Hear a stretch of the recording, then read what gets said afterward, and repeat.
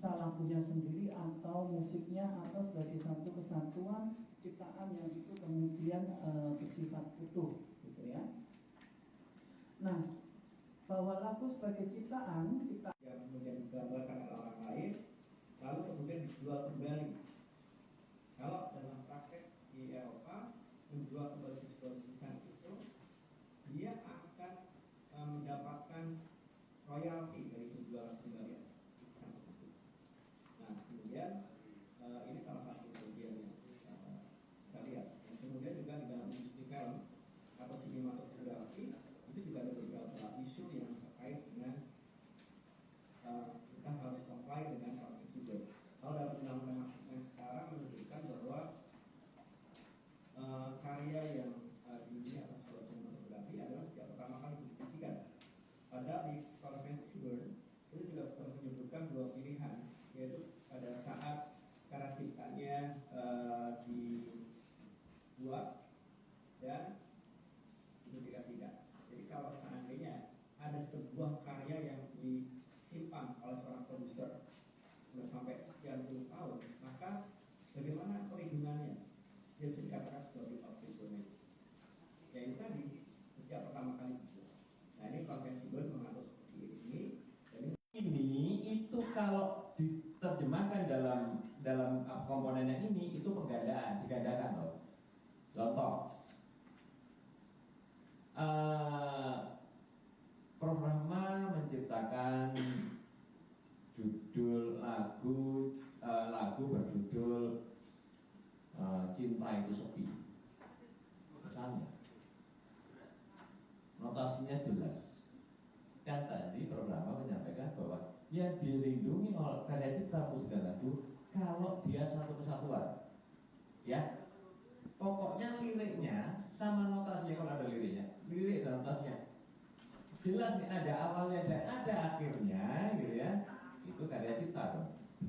Bentuk nyata. Contoh, misalnya kalau sekarang HP ya direkam, beliau sendiri yang merekam.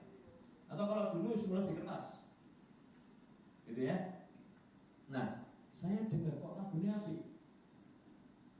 Melihat bahwa suara Mbak Lia juga merdu, saya minta izin ke Prof, lagu Cinta Itu Sepi tak rekam pakai suara Mbak Lia ya?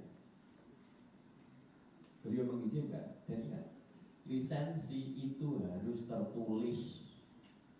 DM Instagram bukan ya, bukan tertulis.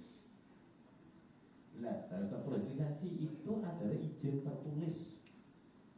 Kalau teman-teman yang sudah komposer di kita kemungkinan sudah tahu itu.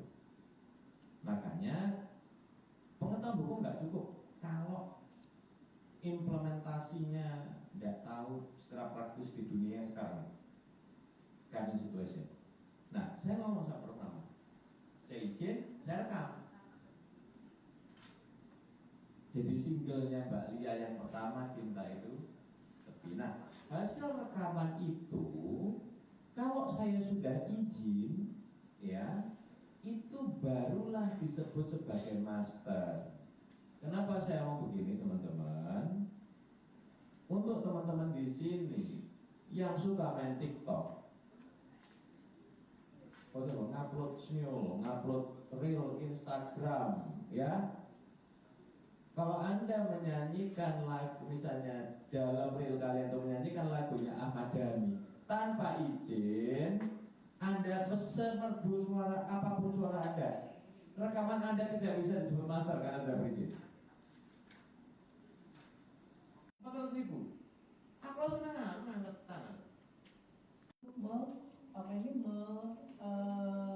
Punya hak atas penggandaan suatu karya, sehingga ketika orang kemudian menggunakan gambar itu ditaruh di kaos misalkan ya, yang itu kemudian dikomersialkan, itu berarti penggandaan ya, kena pasal 9 ya Mas, pasal 9 ayat 1 huruf B ya, bahwa itu penggandaan, sehingga untuk ini pelanggaran ya, pelanggaran hak cipta. Apalagi nggak kemudian tidak disebut namanya, berarti pelanggaran hak moral. Kedua ini yang dilanggar, nama nggak disebut sebagai hak moral, dan kemudian menggandakan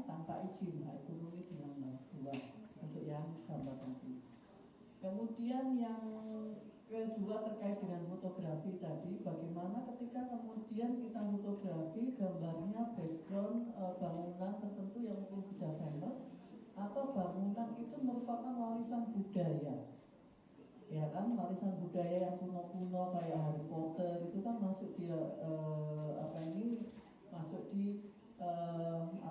masuk di dalam warisan budaya yang itu di Undang-Undang Hak Cipta ada ketentuannya pasal 38 bahwa hak cipta atas ekspresi budaya tradisional yang itu meliputi juga ekspresi budaya tradisional luas, salah satunya itu ekspresi dalam bentuk arsitektur gitu ya yang kuno atau bangunan yang kuno yang ada nilai budayanya, maka itu dipegang oleh negara gitu ya. Jadi nanti ini bisa nanti malah komplainnya negara yang fotografer yang pertama yang punya gambar misalnya gitu ya, itu kalau ternyata gambarnya diambil dengan ada background bangunan tertentu, tentu ya tadi ada hak cipta. Sebenarnya gini, ketika kita sama seperti yang disampaikan oleh Mas Iqbal ya, bahwa ketika kita mengambil suatu karya, mengambil suatu gambar gitu ya, itu kita punya hak sebenarnya.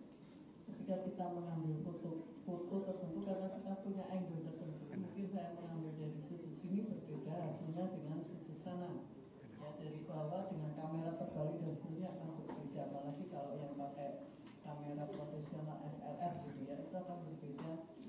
Yang ini tentu ada hak cipta sendiri, tapi kemudian tadi ketika kemudian ada background di belakangnya ya, yang itu mungkin ada aspek budaya dan seterusnya, ini nanti ada hak cipta lain yang harus juga diperhatikan. Tapi tetap fotografi yang dihasilkan itu tetap ada hak cipta.